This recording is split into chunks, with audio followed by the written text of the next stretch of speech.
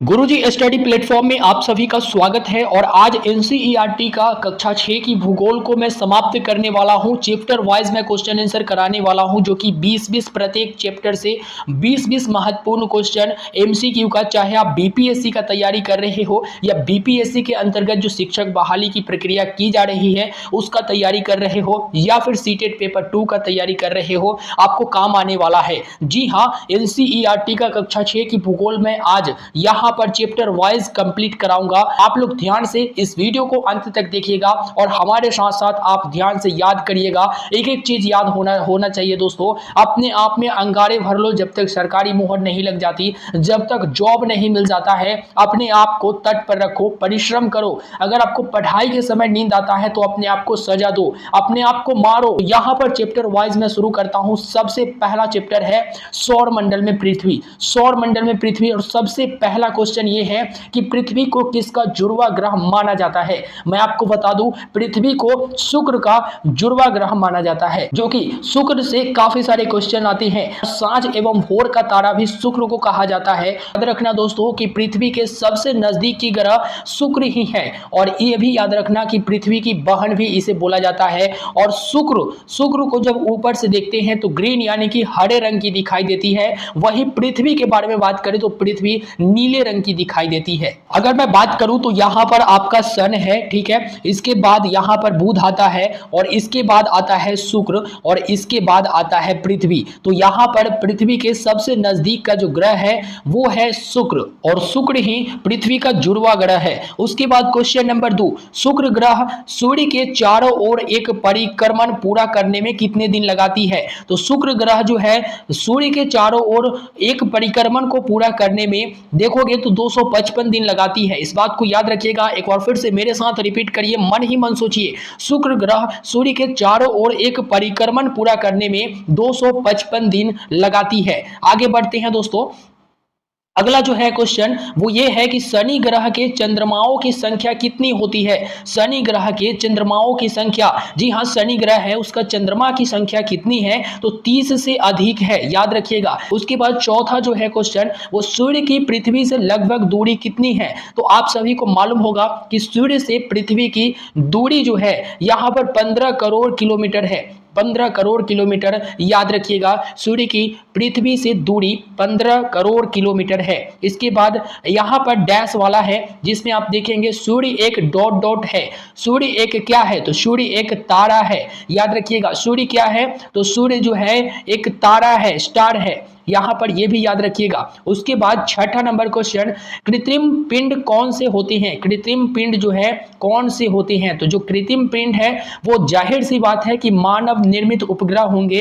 तो यानी मानव के द्वारा निर्मित किया गया, बनाया गया, उसे ही कृत्रिम पिंड यहां पर कहा जाता है। सातवां नंबर क्वेश्चन देखते हैं चैप्टर 1 से। सातवां नंबर क्वेश्चन हमारा ये आ रहा है कि हमारा सौरमंडल भाग है डैश का। हमारा सौरमंडल किसका भाग है तो मिल्की वे का भाग है। याद रखिएगा शनि के बाद सबसे अधिक उपग्रहों की संख्या वाला, शनि के बाद सबसे अधिक उपग्रहों की संख्या वाला तो यूरेनस है। शनि के बाद जो है सबसे ज्यादा उपग्रह किसके पास है तो यूरेनस है, याद रखिएगा। अगले क्वेश्चन की तरफ बढ़ते हैं। नौवां जो क्वेश्चन आ रहा है वो चंद्रमा पृथ्वी के एक चक्कर पूरा करने में कितने दिन में करती है, मतलब कितने समय लगता है। चंद्रमा पृथ्वी का एक चक्कर पूरा करने में कितने समय लगाती है तो 27 दिन। याद रखिएगा चंद्रमा जो है 27 दिन में पृथ्वी का एक चक्कर पूरा कर लेती है। और हम लोग पृथ्वी से जो है चंद्रमा को देखते हैं तो मात्र एक भाग ही चंद्रमा का देख पाते हैं, क्योंकि दोनों जो है बराबर में चक्कर लगाती रहती है। तो यहां पर याद रखिएगा चंद्रमा पृथ्वी का एक चक्कर पूरा करने में कुल यहां पर 27 दिनों का समय लगाती है। इसके बाद 10वां नंबर क्वेश्चन, हम हमेशा चंद्रमा को एक ही भाग, देखो ये क्वेश्चन आ गया ना, यहां पर हम हमेशा जो है चंद्रमा के एक ही भाग को देख पाते हैं। क्यों एक ही भाग को देख पाते हैं, क्योंकि मैंने आपको बताया कि जो चक्कर लगा रहा है वो बराबर में लगा रहा है। यहां पर भी लिखा हुआ देख सकते हैं कि चंद्रमा का अपनी धुरी पर तथा पृथ्वी की एक परिक्रमा पूरा करने का समय लगभग बराबर है।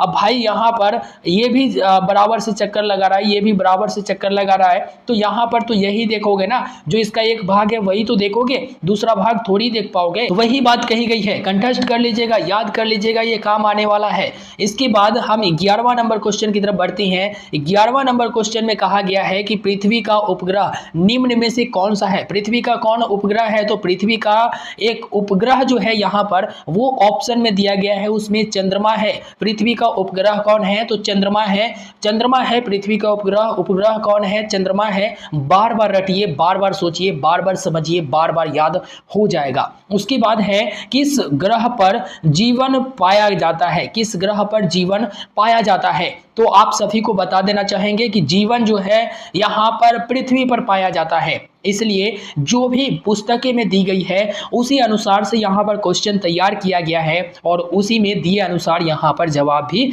बताई जा रही है। 13वां नंबर क्वेश्चन को देखते हैं। 13वां नंबर क्वेश्चन, 13वें नंबर क्वेश्चन में आप देखेंगे सूर्य से दूरी के हिसाब से ग्रहों में पृथ्वी का स्थान कौन सा है। सूर्य से दूरी के हिसाब से ग्रहों में पृथ्वी का स्थान कौन सा है, तो यहाँ पर तीसरा है।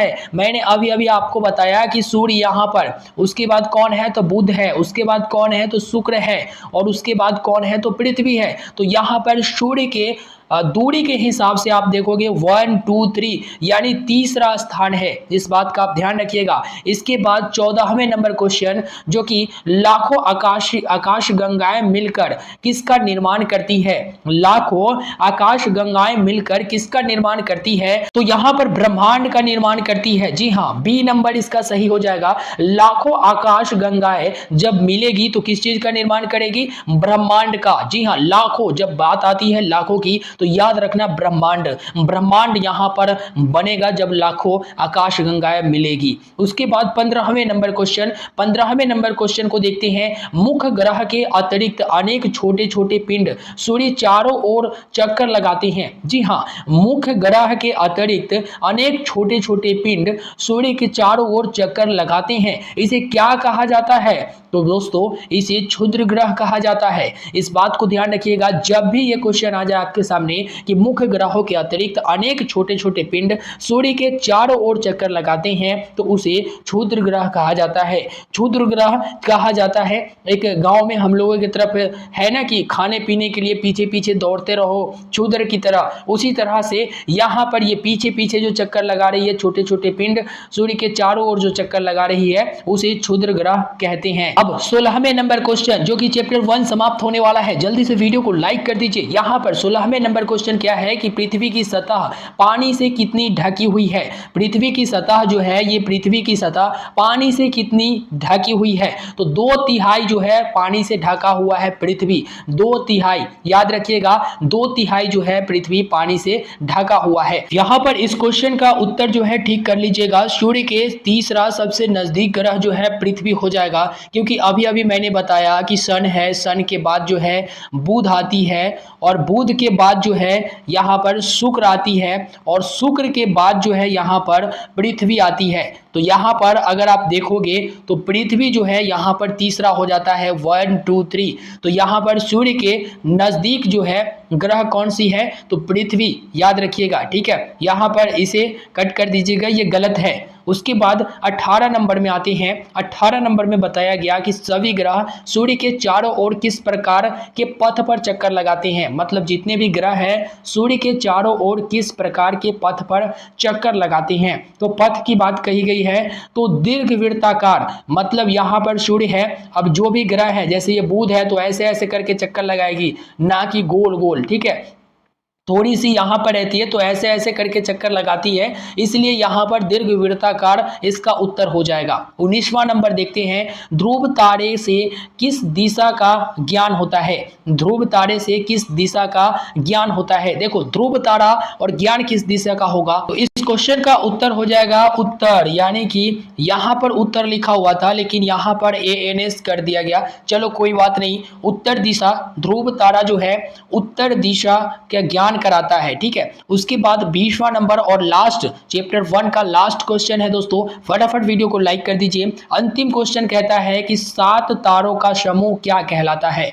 7 तारों का समूह क्या कहलाता है। जो कि स्मॉल वियर, सप्तऋषि, या फिर आप देखोगे यहाँ पर ए बी दोनों कौन है, या स्मॉल वियर या सप्तऋषि। तो 7 तारों के समूह को स्मॉल वियर भी कहते हैं और सप्तऋषि भी कहते हैं, इसलिए आंसर हो जाएगा डी यानी कि बोथ। अब हम लोग चैप्टर नंबर 2 को पढ़ेंगे, जो कि ग्लोब आपको पढ़ना है चैप्टर नंबर 2 में, और अक्षांश एवं देशांतर को पढ़ना है। सबसे पहला क्वेश्चन ये है कि उत्तर ध्रुव वृत्त स्थित डैश है। उत्तर ध्रुव जो है वृत्त स्थित डैश है, तो विषुवत वृत्त के 66.5 डिग्री उत्तर में। आपका आंसर यही होगा कि उत्तर ध्रुव वृत्त जो है स्थित है विषुवत वृत्त के 66.5 डिग्री उत्तर में। क्वेश्चन नंबर 2 को देखते हैं। क्वेश्चन नंबर 2 में आपसे पूछा गया है कि दक्षिण ध्रुव वृत्त स्थित है विषुवत रेखा के किस में स्थित है। विषुवत रेखा के किस में स्थित है, तो यहाँ पर 66.5 डिग्री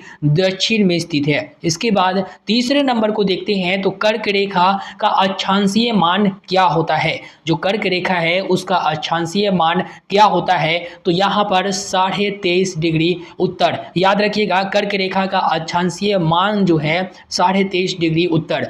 इसके बाद चौथे नंबर क्वेश्चन, विषुवत वृत्त से ध्रुव तक स्थित समानांतर वृत्त को क्या कहते हैं। तो यहाँ पर आंसर हो जाएगा अक्षांश रेखाएं या वृत्त कहते हैं। इसके बाद पांचवें नंबर क्वेश्चन ये रहा, अंटार्कटिक वृत्त किस गोलार्ध में स्थित है। अंटार्कटिक वृत्त जो है किस गोलार्ध में स्थित है, तो दक्षिणी गोलार्ध में अंटार्कटिक वृत्त स्थित है। याद रखिएगा। इसके बाद छठे नंबर क्वेश्चन जो कि आपसे पूछा गया है कि पृथ्वी उत्तरी तथा दक्षिण ध्रुव पर कैसी होती है। पृथ्वी उत्तरी तथा दक्षिणी ध्रुव पर कैसी होती है, तो आप देखेंगे चपटी, उभरी हुई, गोल या उपरोक्त सभी। तो पृथ्वी जो है चपटी हुई होती है, इस बात का ध्यान रखेंगे और याद रखेंगे इस बात को, ठीक है। इसके बाद सातवें नंबर क्वेश्चन, अक्षांश वृत्त निम्नलिखित के समानांतर वृत्त बनाते हैं। तो यहाँ पर विषुवत वृत्त के समानांतर, याद रखिएगा विषुवत वृत्त के समानांतर अक्षांश वृत्त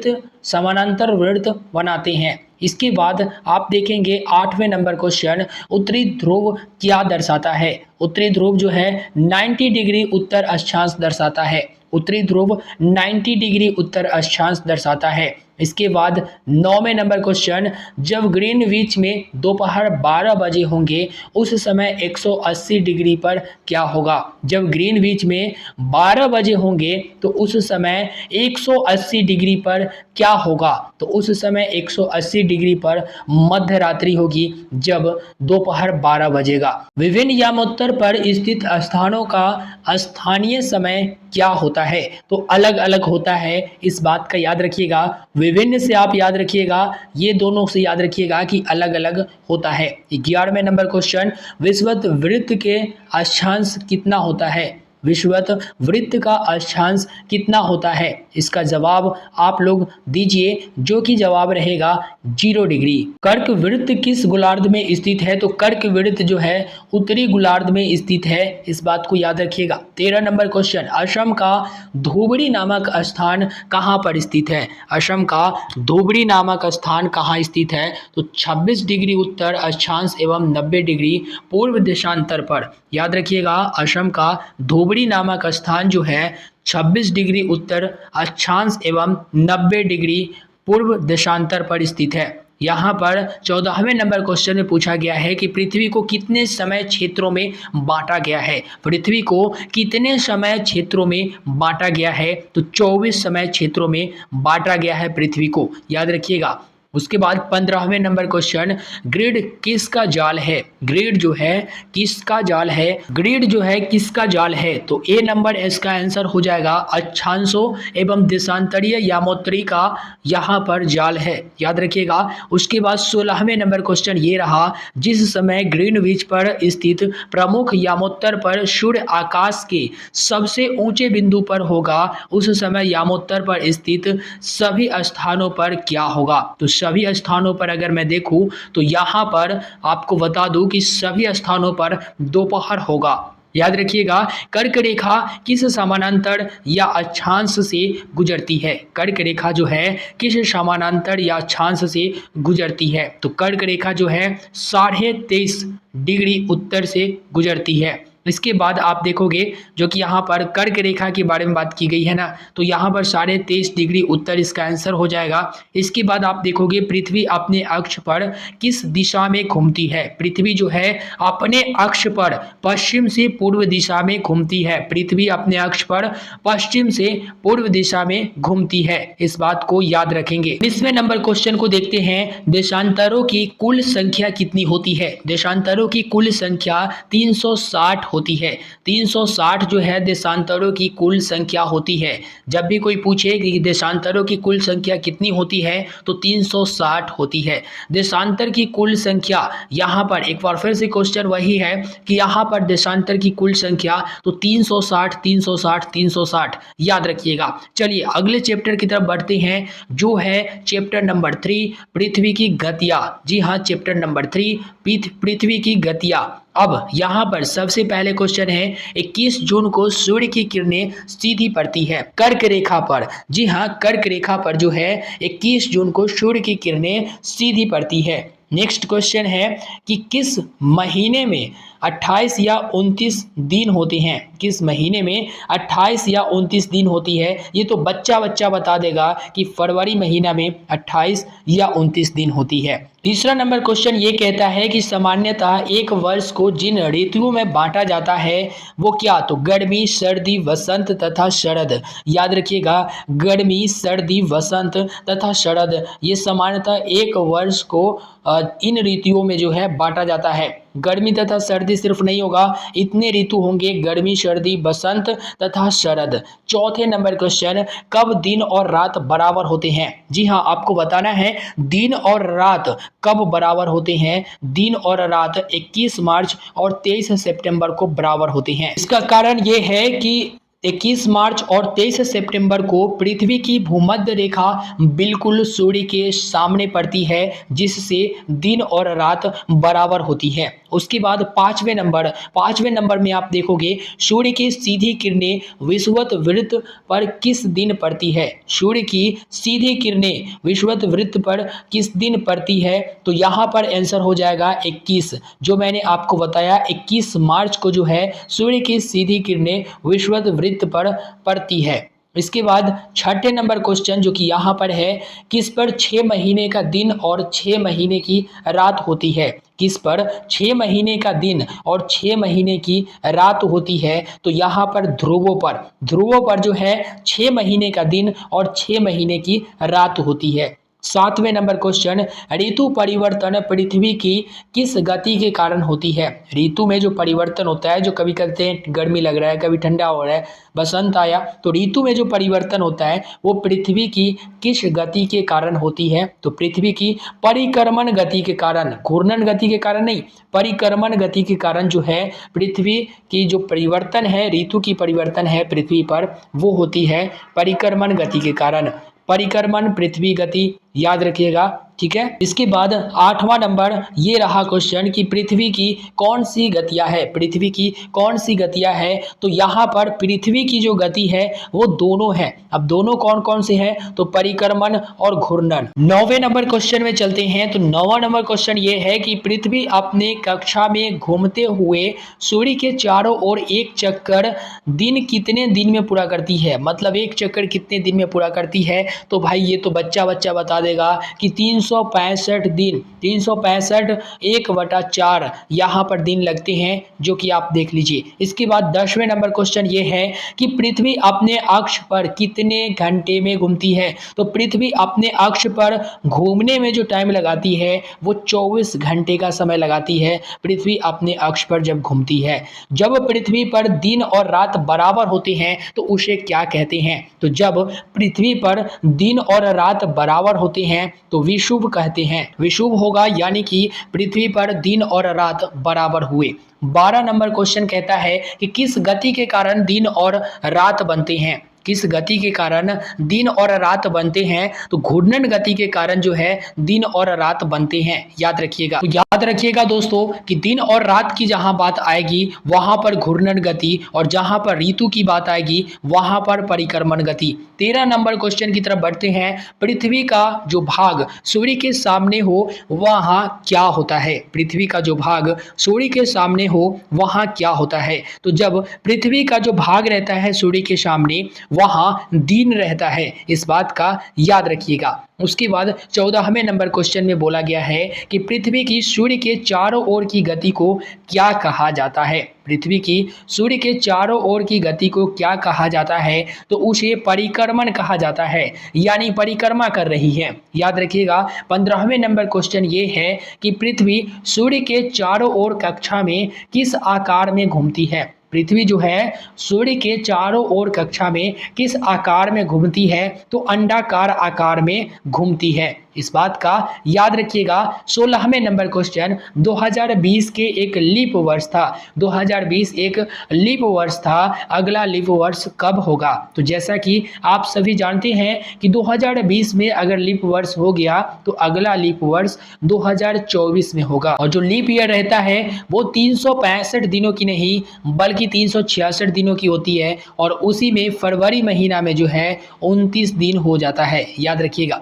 इसके बाद 17वें नंबर क्वेश्चन, किस मौसम में दिन छोटे हो जाते हैं? किस मौसम में दिन छोटे हो जाते हैं? तो भाई सब कोई जानता है, जब ठंडी की समय आती है तो उस मौसम में जो है दिन छोटे हो जाते हैं, इसलिए बी नंबर ऑप्शन इसका करेक्ट होगा। गर्मी में क्रिसमस का पर्व कहाँ मनाया जाता है? गर्मी में क्रिसमस का पर्व कहाँ मनाया जाता है? तो भैया ऑस्ट्रेलिया में जो है गर्मी में क्रिसमस का पर्व मनाया जाता है। इसके बाद 19वें नंबर क्वेश्चन, ऋतु में परिवर्तन पृथ्वी के किस गति के कारण होगा? तो परिक्रमण गति के कारण। ये बार बार क्वेश्चन आ गया, कोई बात नहीं। यहाँ पर सूर्य की किरणें सीधी कर्क रेखा पर डैश को पड़ती है, तो 21 जून को जो है सूर्य की किरणें कर्क रेखा पर सीधी पड़ती है। लास्ट क्वेश्चन था चौथे नंबर चैप्टर मानचित्र को देखें तो यहाँ पर प्रधान सबसे पहला जो ऑप्शन यहाँ पर आ रहा है और सबसे पहला जो क्वेश्चन आ रहा है वो ये आ रहा है कि प्रधान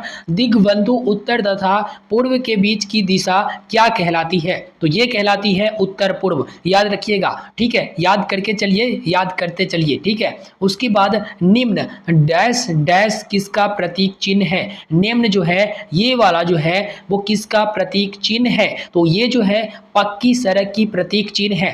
पक्की सड़क जो होती है उसका प्रतीक चिन्ह ये निम्न जो है ये दिया जाता है। उसके बाद है तीसरा नंबर क्वेश्चन कि सड़क मानचित्र, वर्षा मानचित्र, वन तथा उद्योगों के विवरण को प्रदर्शित करने वाले मानचित्र क्या कहलाती है? तो ये बहुत ही इंपॉर्टेंट क्वेश्चन है कि सड़क मानचित्र, वर्षा मानचित्र, वन तथा उद्योगों के विवरण को प्रदर्शित करने वाला मानचित्र जो है यहाँ पर थीमेटिक कहलाती है। थीमेटिक कहलाती है, इस बात का याद रखिएगा। थीमेटिक जहाँ पर आएगा सड़क मानचित्र, वर्षा मानचित्र, वन तथा उद्योगों के विवरण को प्रदर्शित करने वाला मानचित्र कहलाएगा। चौथे नंबर क्वेश्चन, बड़े पैमाने वाले मानचित्र छोटे पैमाने वाले मानचित्र की अपेक्षा जानकारी प्रदान करते हैं। बड़े पैमाने वाले मानचित्र छोटे पैमाने वाले मानचित्र की अपेक्षा जानकारी प्रदान करते हैं, यानी कि अधिक जानकारी प्रदान करते हैं। जाहिर सी बात है दोस्तों, बड़े पैमाने वाले मानचित्र जो है छोटे पैमाने वाले मानचित्र की अपेक्षा ज़्यादा यहाँ पर आपको जानकारी देगी। ठीक है, क्योंकि वो बेहद बड़ा होती है। इसके बाद यहाँ पर 5वां नंबर क्वेश्चन है कि निम्न में से कौन सा मानचित्र अन्य 3 मानचित्र प्रकारों से भिन्न है? निम्न में से कौन सा मानचित्र अन्य जो है यहाँ पर 3 मानचित्र प्रकारों से भिन्न है? सबसे पहले है शहरों का मानचित्र, दूसरा नंबर है पठारों का मानचित्र, और तीसरा नंबर यहाँ पर रहा नदियों का मानचित्र और मैदानों का मानचित्र। तो इसका जो आंसर हो जाएगा शहरों का मानचित्र। जी हाँ, शहरों का मानचित्र जो है अन्य 3 मानचित्र जो इसमें दिया गया है वो बिल्कुल भिन्न है। ठीक है, यहाँ पर, ठीक है। उसके बाद छठे नंबर क्वेश्चन कहता है कि मैदानों को दर्शाने के लिए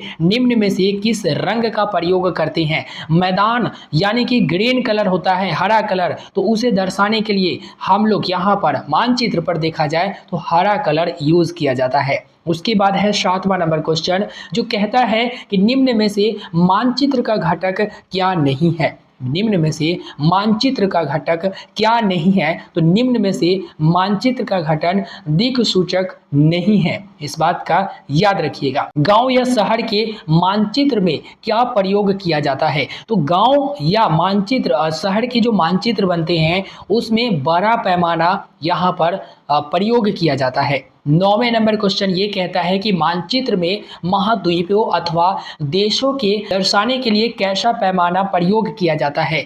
मानचित्र में महाद्वीपों अथवा देशों को दर्शाने के लिए कैसा पैमाना प्रयोग किया जाता है, तो इसमें छोटा पैमाना प्रयोग किया जाता है। देखो, जब मानचित्र में ना महाद्वीपों अथवा देशों को दर्शाया जाता है तो इसमें छोटा पैमाना जो है यहाँ पर प्रयोग किया जाता है, लेकिन वही गांव या शहर के मानचित्र में देखोगे तो उसमें बड़ा पैमाना बताया जाता है। चलो 10वें नंबर क्वेश्चन में ये है कि मानचित्रों से भूरे रंग का प्रयोग किस लिए किया जाता है। अब मानचित्र में जो है भूरे रंग का प्रयोग किस लिए किया जाता है। जलाशयों के लिए, क्या जलाशयों के लिए किया जाता है या पर्वत के लिए किया जाता है, तो पर्वत के लिए जो है भूरा रंग से यहाँ पर मानचित्र में जो है भूरा रंग से रंग दिया जाता है। और आप देखोगे तो जैसे जैसे भूरा रंग को गहरा करते जाएगा वैसे वैसे समझ जाना कि यहाँ पर जो पर्वत है वो काफी ज्यादा ऊंचा है, ठीक है ना। तो मानचित्र जब तैयार किया जाता है हल्का रंग, उसके बाद गहरा रंग, जैसे ज्यादा वन होगा तो वहां पर गहरा रंग, हल्का वन होगा तो हल्का रंग दिया जाता है, ठीक है। उसके बाद 11वां नंबर क्वेश्चन कहता है कि पृथ्वी की सतह या इसके एक भाग पर पैमाने के अनुसार खींचा गया चपटा चित्र क्या कहलाता है, तो ये मानचित्र कहलाता है। इस बात को याद रखिएगा।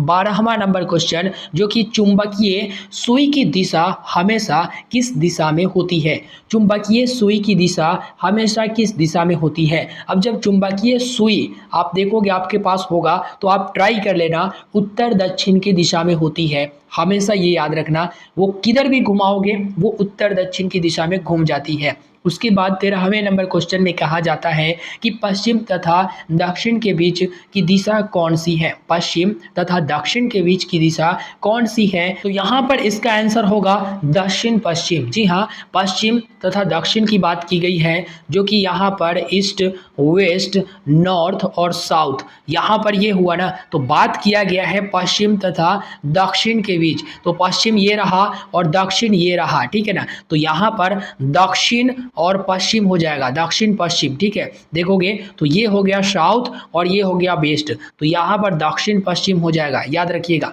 इसके बाद 14वें नंबर क्वेश्चन ये कहता है कि पृथ्वी की प्राकृतिक आकृतियों, पर्वतों, पठारों, मैदानों, नदियों, महासागरों आदि को दर्शाने वाले मानचित्र को क्या कहते हैं, तो यहाँ पर भौतिक या उच्चावच मानचित्र कहते हैं। 15वें नंबर क्वेश्चन की तरफ बढ़ते हैं। निम्नलिखित में से कौन सा मानचित्र थीमेटिक मानचित्र नहीं है। थीमेटिक मानचित्र कौन सी मानचित्र नहीं है, तो महासागरों का मानचित्र जो है थीमेटिक मानचित्र नहीं है। उसके बाद मुख्य दिशाओं का पता लगाने के लिए क्या प्रयोग किया जाता है। मुख्य दिशाओं का पता लगाने के लिए क्या प्रयोग किया जाता है, तो दिक् सूचक प्रयोग किया जाता है।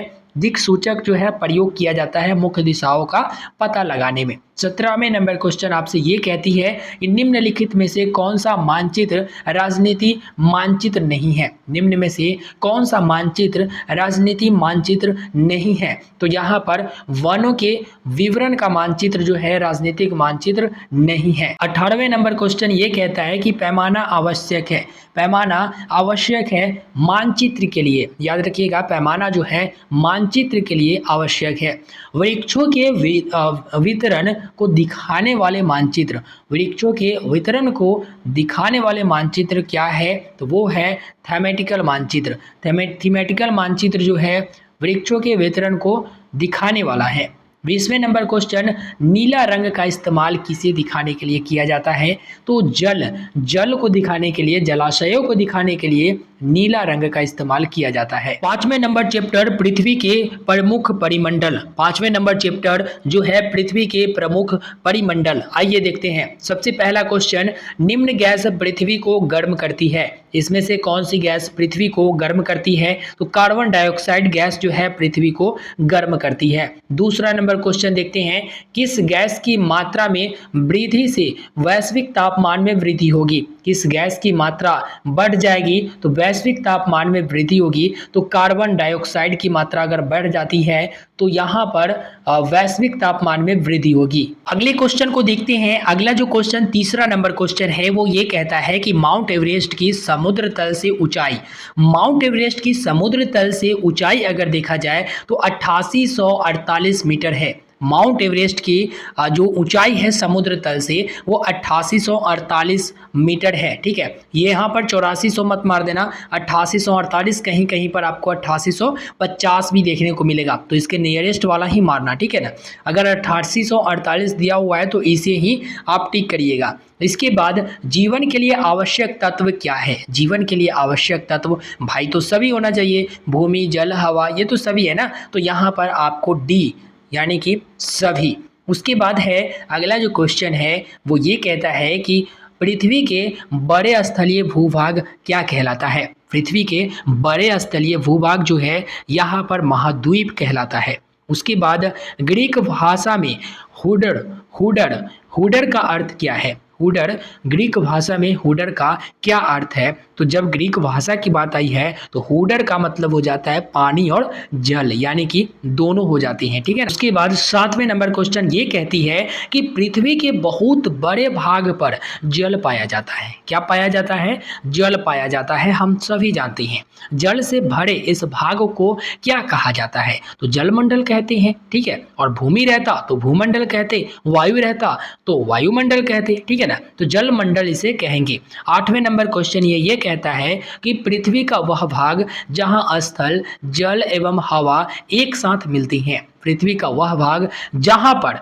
जल भी मिलता है, स्थल भी मिलता है और हवा भी एक साथ मिलते हैं, तो उसे क्या कहते हैं? तो उसे कहते हैं जीवमंडल। मैंने आपको ये भी बताया था कि पृथ्वी पर जीवन है और जीवन तभी संभव है जहां स्थल है, जल है और हवा है। 9वें नंबर क्वेश्चन ये कहता है कि निम्न में से किसे महासागरीय बेसिन कहा जाता है? महासागरीय बेसिन किसे कहा जाता है?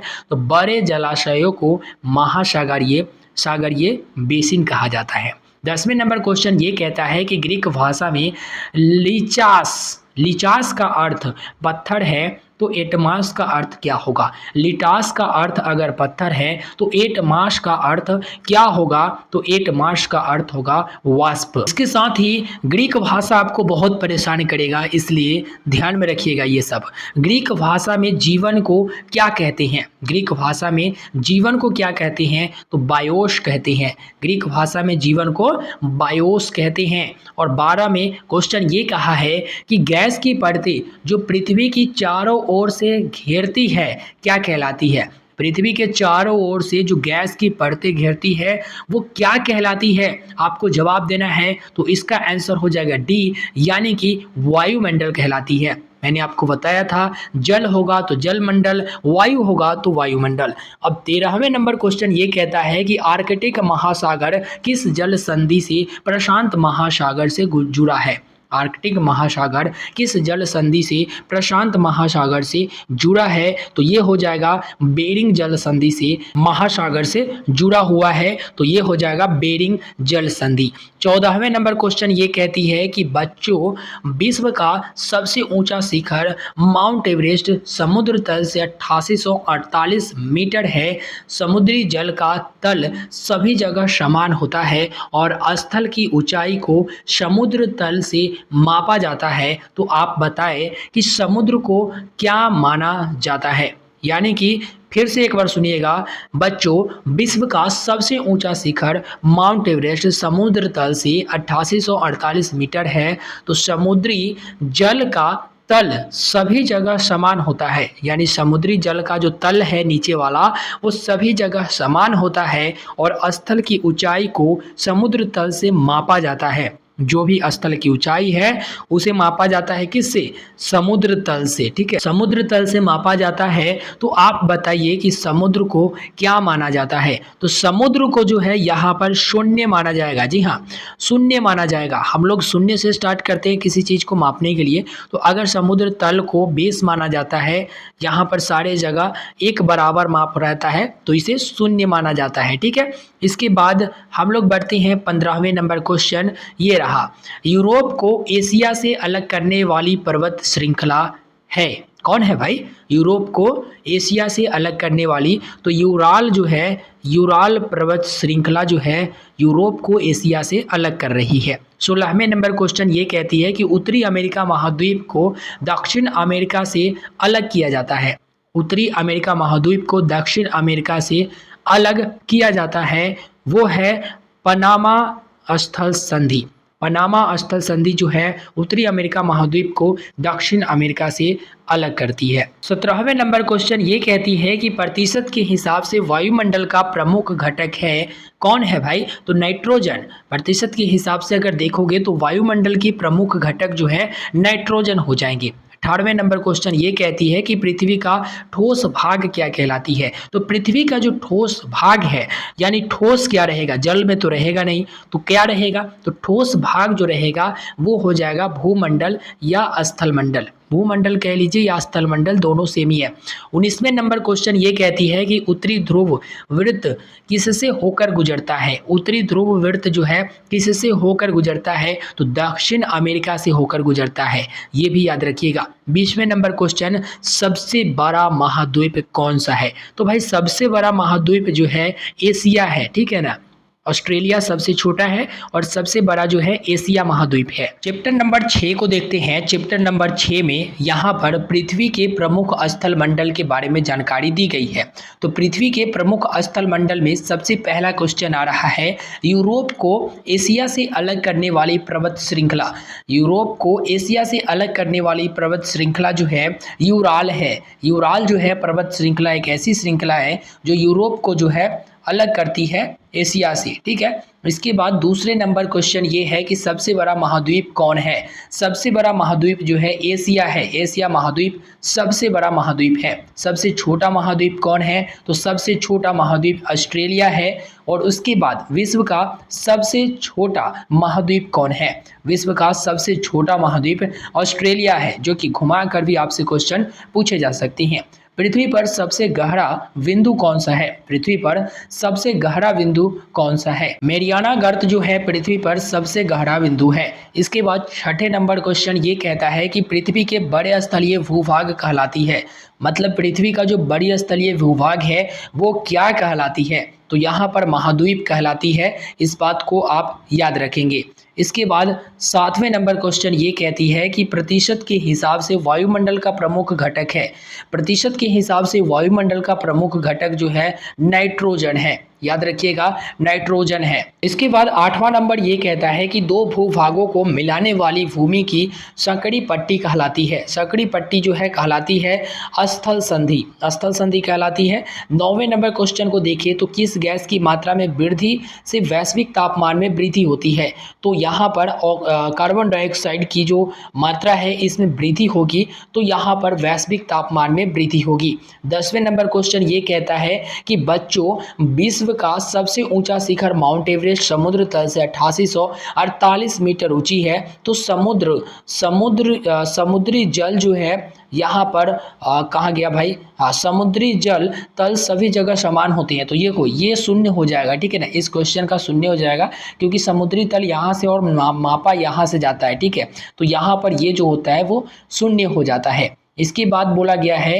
कि माउंट एवरेस्ट की समुद्र तल से ऊंचाई 8848 मीटर है। इसके बाद 12वें नंबर, विश्व का सबसे बड़ा गर्म मरुस्थल। विश्व का सबसे बड़ा गर्म मरुस्थल जो है सहारा रेगिस्तान। ठीक है। 13वें नंबर क्वेश्चन ये कहती है कि निम्नलिखित में से कौन सा संकीर्ण क्षेत्र है जहां हम भूमि, जल और वायु को एक साथ पाते हैं?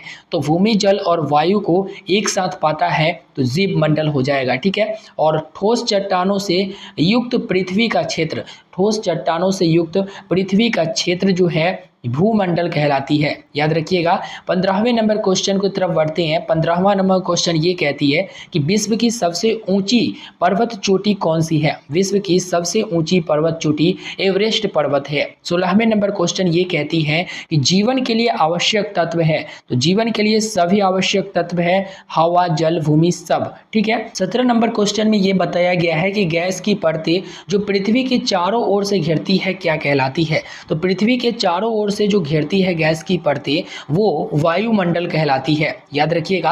18वें नंबर क्वेश्चन को देखते हैं। 18वां नंबर क्वेश्चन ये कहती है कि पृथ्वी को अन्य किस नाम से जाना जाता है? तो पृथ्वी को नीला ग्रह के नाम से जाना जाता है, हरा ग्रह के नाम से जो है शुक्र को जाना जाता है। ठीक है। तो नीला ग्रह के नाम से पृथ्वी को जाना जाता है। विश्व की सबसे लंबी नदी कौन सी है? विश्व की सबसे लंबी नदी जो है नील नदी है। नील नदी एक ऐसा नदी है जो विश्व का सबसे लंबा नदी है। उसके बाद कौन सा एकमात्र महाद्वीप है जिससे भूमध्य रेखा, कर्क रेखा और मकर रेखा गुजरती है? तो अफ्रीका महाद्वीप। देखो, अफ्रीका महाद्वीप एक ऐसा है जिससे भूमध्य रेखा, कर्क रेखा और मकर रेखा गुजरती है। अब आते हैं आगे वाले चैप्टर को देखते हैं, जो कि अगला चैप्टर है 7th, हमारा देश भारत। हमारा देश भारत। सबसे पहला क्वेश्चन ये है कि क्षेत्रफल की दृष्टि से भारत का सबसे बड़ा राज्य कौन सा है? क्षेत्रफल की दृष्टि से भारत का सबसे बड़ा राज्य जो है राजस्थान हो जाएगा। दूसरा नंबर क्वेश्चन ये कहता है कि किसे दक्षिणी हिमालय के रूप में माना जाता है? किसी दक्षिणी हिमालय के रूप में जाना जाता है तो वो है शिवालिक। शिवालिक को दक्षिणी हिमालय के रूप में जाना जाता है। ठीक है। इसके बाद तीसरा नंबर क्वेश्चन ये कहता है कि निम्नलिखित में से कौन भारत का देशांतर विस्तार है? देशांतर विस्तार जो है ये वाला हो जाएगा, सी वाला, 68 डिग्री 60 मिनट पूर्व से 97 डिग्री 25 मिनट पूर्व। तो यहाँ पर सी इसका आंसर हो जाएगा। यहाँ पर चौथे नंबर में आते हैं तो बताया गया है सह्याद्री को अन्य किस नाम से जाना जाता है? तो इसे पश्चिमी घाटी के नाम से जाना जाता है। 5वें नंबर क्वेश्चन ये कहती है कि गुजरात और अरुणाचल प्रदेश के समय में कितना अंतर है? गुजरात और अरुणाचल प्रदेश के समय में कितना अंतर है? तो ज़्यादा नहीं, 2 घंटे का अंतर है। याद रखिएगा, गुजरात और अरुणाचल प्रदेश के समय में। इसके बाद 6ठे नंबर क्वेश्चन ये कहती है कि पाक जल संधि किन देशों के बीच स्थित है? पाक जल संधि श्रीलंका और मालदीव के बीच स्थित है। याद रखिएगा। 7वें नंबर क्वेश्चन की तरफ बढ़ते हैं। 7वां नंबर क्वेश्चन ये कहती है कि क्षेत्रफल की दृष्टि से भारत का सबसे छोटा राज्य कौन सा है? जो बड़ा बोला था वो तो राजस्थान था, लेकिन सबसे छोटा जो है गोवा हो जाएगा। ठीक है, गोवा। याद रखिएगा। अरब सागर में स्थित भारतीय द्वीपों को किस नाम से जाना जाता है? तो अरब सागर में स्थित भारतीय द्वीपों को लक्षद्वीप के नाम से जाना जाता है, लक्षद्वीप द्वीप समूह के नाम से। भारत की सबसे पुरानी पर्वत श्रृंखला कौन है? भारत की सबसे पुरानी पर्वत श्रृंखला अरावली पर्वत है। 10वें नंबर क्वेश्चन ये कहती है कि 3 ओर से जल से घिरे भूमि के टुकड़ों को क्या कहते हैं? तो उसे प्रायःद्वीप कहते हैं। याद रखिएगा, प्रायःद्वीप मतलब 3 ओर से जल से घिरा भूमि के टुकड़ों को कहते हैं। इसके बाद 11वां नंबर क्वेश्चन ये कहती है कि हिमालय पर्वतों को कितनी समानांतर श्रेणियों में विभाजित करती है? तो 3 श्रेणियां। याद रखिएगा, हिमालय पर्वतों को 3 श्रेणियों में विभाजित करती है। इसके बाद क्वेश्चन है कि विश्व की सर्वाधिक जनसंख्या की दृष्टि से भारत कौन से स्थान पर है? तो भारत जो है दूसरे स्थान पर है, और शायद अब लगता है कि अब जो होगा लेटेस्ट वाला वो फर्स्ट स्थान पालेगा भारत। लेकिन विश्व की सर्वाधिक जनसंख्या की दृष्टि से भारत दूसरे स्थान पर है, एनसीईआरटी में बताई गई है। 13वें नंबर क्वेश्चन को देखें तो समुद्र तल पर भूकंप के कारण उत्पन्न होती है, समुद्र तल पर भूकंप के कारण सुनामी उत्पन्न होती है। याद रखिएगा, भूकंप के कारण सुनामी उत्पन्न होती है।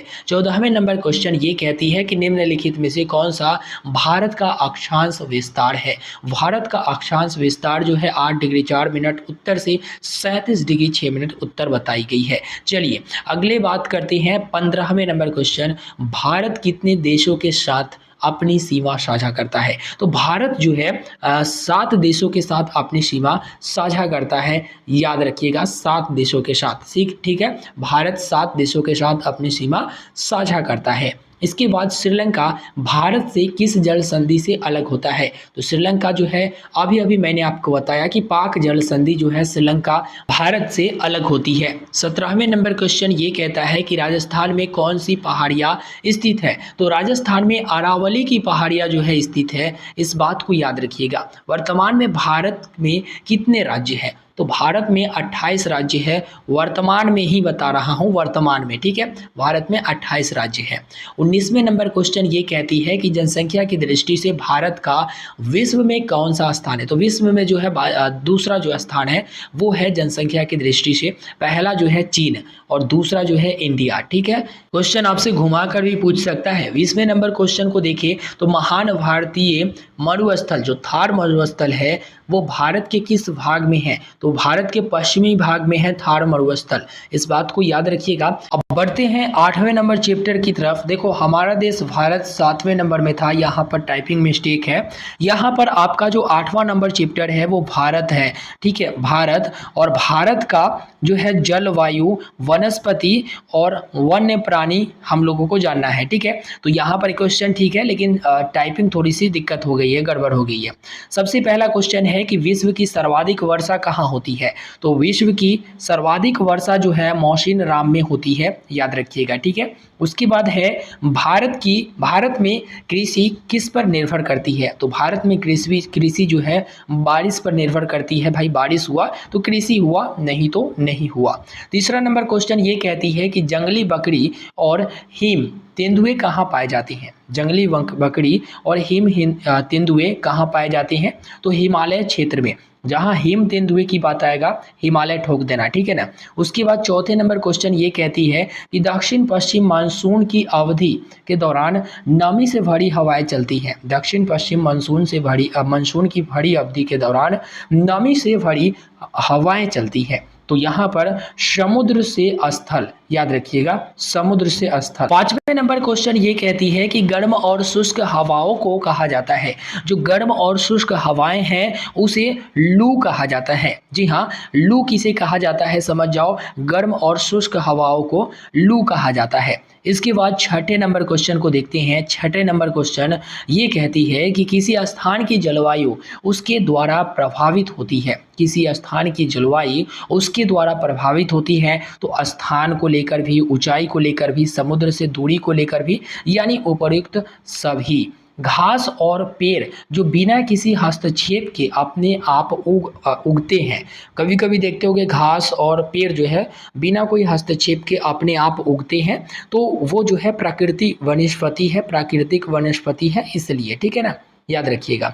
उसके बाद प्राकृतिक वनस्पति के कारण। इसके बाद 8वें नंबर क्वेश्चन ये कहती है कि विश्व में सबसे अधिक वर्षा वाला स्थान मौसिन राम निम्न राज्य में स्थित है। कौन से राज्य में स्थित है? तो मेघालय, याद रखिएगा। मेघ बारिश को मेघ भी बोला जाता है, तो बारिश से मेघालय और मौसिन राम, याद रखिएगा, ठीक है। 9वें नंबर क्वेश्चन ये कहती है हर साल वन्य जीव सप्ताह किस महीने के पहले सप्ताह में मनाया जाता है? तो अक्टूबर महीने के पहले सप्ताह में वन्य जीव जो है सप्ताह मनाए जाते हैं। 10वें नंबर क्वेश्चन ये कहती है कि देश के शुष्क क्षेत्रों में किस प्रकार की वनस्पति पाई जाती है? तो आंसर हो जाएगा कंटीली झाड़ियां, ठीक है, कंटीली झाड़ियां, याद रखिएगा। 11वां नंबर क्वेश्चन ये रहा, निम्नलिखित में से हमारा राष्ट्रीय पशु कौन सा है? तो निम्नलिखित में से हमारा जो राष्ट्रीय पशु है वो है बाघ, याद रखिएगा, बाघ जो है हमारा राष्ट्रीय पशु है। इसके बाद 12वें नंबर क्वेश्चन ये कहती है कि असम के जंगलों में किस प्रकार के जानवर पाए जाते हैं? तो असम के जंगलों में जो है हाथी भी पाए जाते हैं, एक सींग वाला गेंडा भी पाया जाता है असम में, याद रखिएगा। तो यहाँ पर हो जाएगा दोनों, यानी कि सी आंसर हो जाएंगे।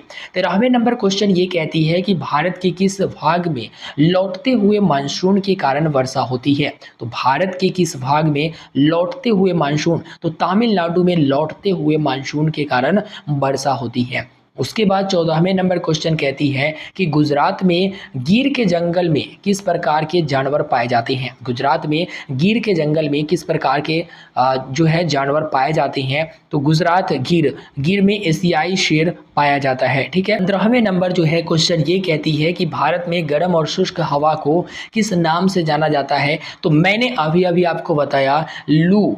ठीक है, क्वेश्चन रिपीट हो गया, कोई बात नहीं, लू के नाम से यहाँ पर जाना जाता है। ठीक है। इसके बाद 16वें नंबर क्वेश्चन ये कहती है कि कई वर्षों में औसत मौसम की स्थिति को कहा जाता है। मतलब कई वर्षों में औसत मौसम की स्थिति को कहा जाता है तो जलवायु कहा जाता है। ठीक है ना। इसके बाद 17वें नंबर क्वेश्चन ये कहती है कि निम्नलिखित में से हमारा राष्ट्रीय पक्षी कौन सा है। तो राष्ट्रीय पक्षी मोर है, कौन नहीं जानता। 18वां नंबर क्वेश्चन ये कहता है कि मानसून शब्द की उत्पत्ति किस भाषा से हुई है। मानसून शब्द की उत्पत्ति किस भाषा से हुई है। तो अरबी भाषा से मानसून शब्द की उत्पत्ति हुई है। 19वें नंबर क्वेश्चन ये कहता है कि हमारा जो राष्ट्रीय पशु है वो बाघ है। फिर से क्वेश्चन रिपीट हो गया, माफ कीजिएगा। 20वें नंबर क्वेश्चन ये कहता है हमारा राष्ट्रीय पक्षी यहाँ पर कौन है। तो मोर है, जो कि दोनों क्वेश्चन फिर से रिपीट हो गया था। ठीक है, कोई बात नहीं, टाइपिंग में थोड़ी सी दिक्कत हो जाती है।